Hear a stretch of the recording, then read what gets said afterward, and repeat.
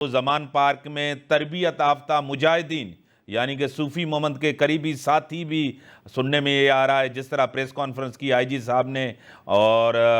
Information minister ने कि वहाँ उसके साथी भी वहाँ जमान पार्क में, ये तो एक ख़तरनाक माहौल बनता जा रहा है। क्या कहेंगी?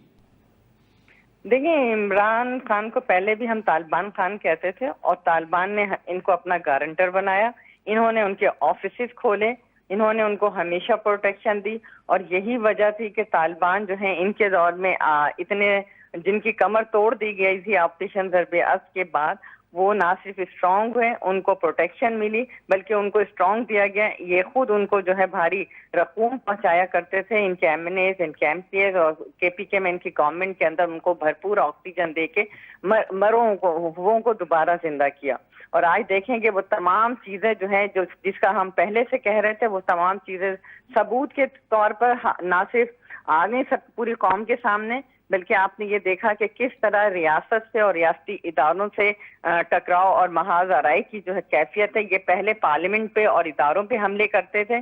इनके पास ना पहले अवाम की ताकत थी, ना आज अवाम की ताकत है। ये दहशतगर्द हैं और दहशतगर्द के इनके प्रोटेक्शन के अंदर दहशतगर्दों का पूरा जत्था जो है वो खड़ा है। इनके नजदीक ना पाकिस्तान के आइन, ना पाकिस्तान का कानून, उसकी कोई हैसियत नहीं है। और यही वजह है कि इनको अदालतें, हालांकि बहुत लाडला बनाया गया, बार बार इनको जमानतें मिली, इनको बुला बुलाकर जो है ना सिर्फ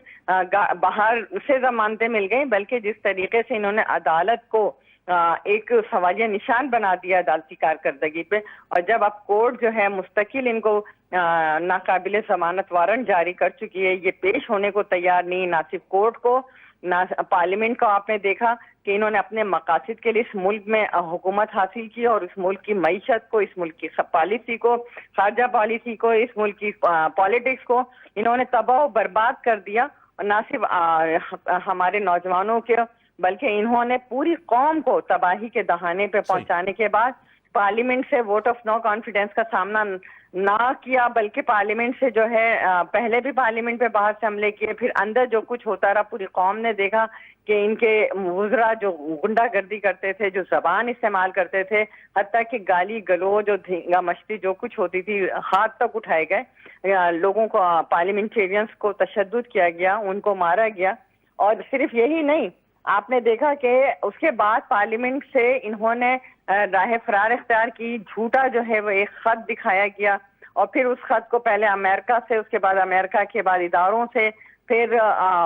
पूरी साजिश जो है वो बताई गई कि जी साजिश, और वो सब झूठ निकली। ना सिर्फ वो, उसके बाद इन्होंने उन पहले इस्तीफे दिए, फिर उसके बाद आए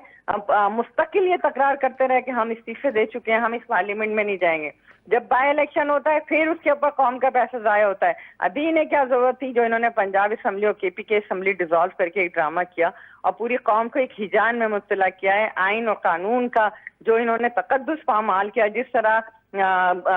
लॉ एंड ऑर्डर फोर्सेस के इदारों के ऊपर हमले हुए हैं, जो कि मैं शदीद मुजम्मत भी करती हूँ, वो हमारे जवान हैं और वो अगर कानून अदलिया का एक हुक्म लेके गए थे और उसकी तामील के लिए गए थे, उन पे जो हमला हुआ, मैं समझती हूँ कि सुप्रीम कोर्ट को अब जाग जाना चाहिए, सो मोटो एक्शन लेना चाहिए इस मुल्क में आइन और कानून की हिफाजत के लिए। मैं समझती हूँ कि सुप्रीम कोर्ट को, अदलिया को अपना किरदार अदा करना